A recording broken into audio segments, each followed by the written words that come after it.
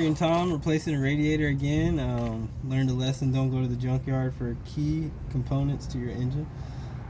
Spend the money. There's a saying, you pay nice or pay twice. So here's what we're doing again, doing the job again. Worst case scenario, the head gasket could have issues.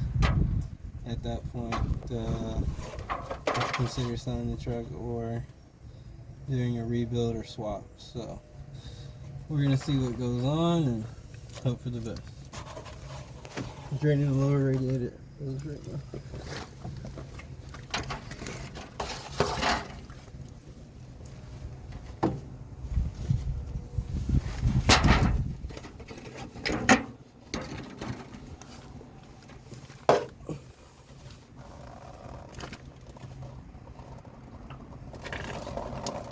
I got it slower this time.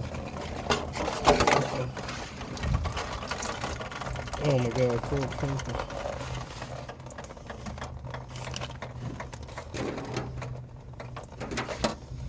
Man, wasn't very much water though.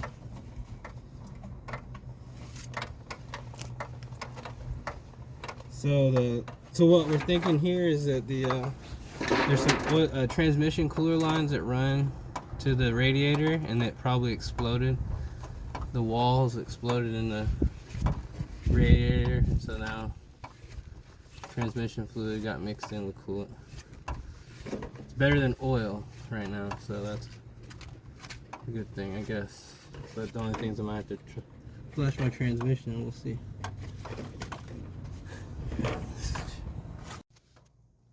The strawberry milkshakes bring all the boys to the yard. Or just the mechanics.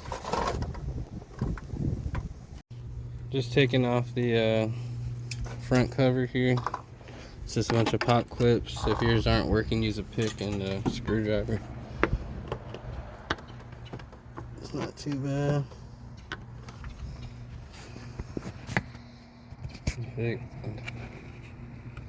Try to unscrew it, please.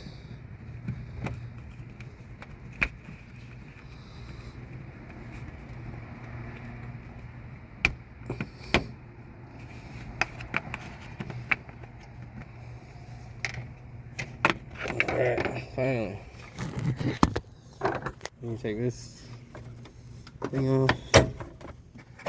We're raising the jack, I think. I'm gonna go ahead and disconnect my battery in case fluid gets on or something. I can reset the code maybe. I got a cylinder over temperature protection activated code, and it seemed like it put it in limp mode. Alright, got the cover off. I did undid the bolts right there and there, except for mine's broken on the side. There's little mounting brackets for this, and you can just scoot it back as far as you can. And then you gotta undo these 10mm on both sides, which will loosen the bracket for the radiator. And then you just gotta undo the coolant line, top and bottom, and then the transmission lines, and that's it. And pull it up.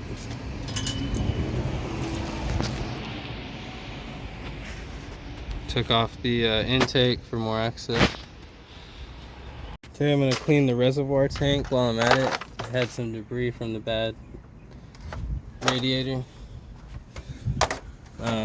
There's two bolts, one right here, and then one that sits up under there.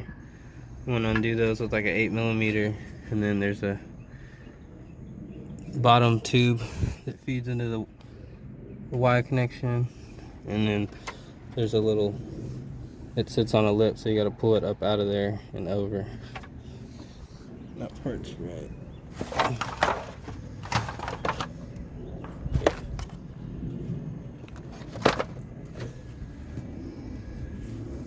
This is all from the reservoir tank. It's pretty gross. That's how I started running through. It made a lot of bad.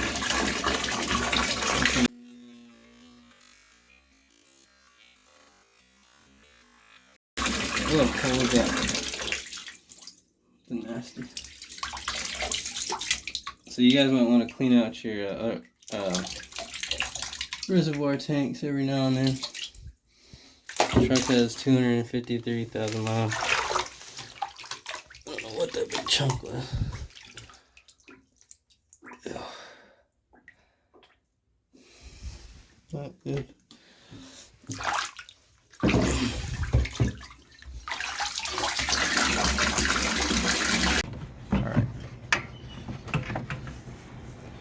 Alright, got the Advanced Auto radiator. Hopefully it fits.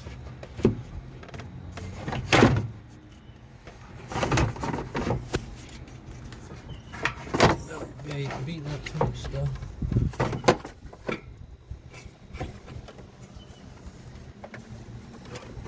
To go right in the hole.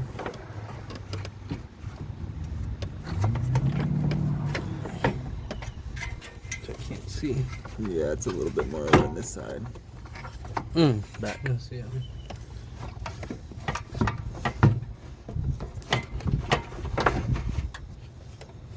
that in? Yep. Alright, so we got it in. Better redo the lines. Should be good to go. Alright guys, so when you do the lower radiator hose, you might want to change the brace out to one of these. They're easier to deal with than the pinch clips if you ever need to get back in there. Alright, we're doing the air, checking for air bubbles with the radiator and just doing a bleed out, air bleed out. Checking for leaks. That's all that's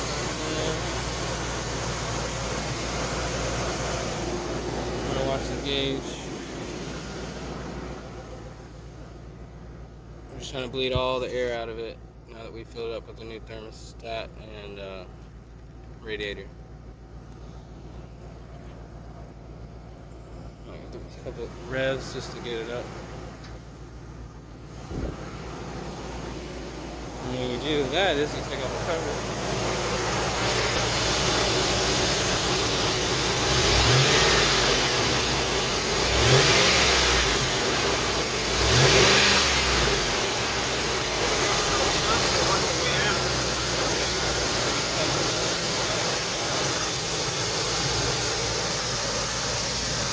They bubbled a little bit.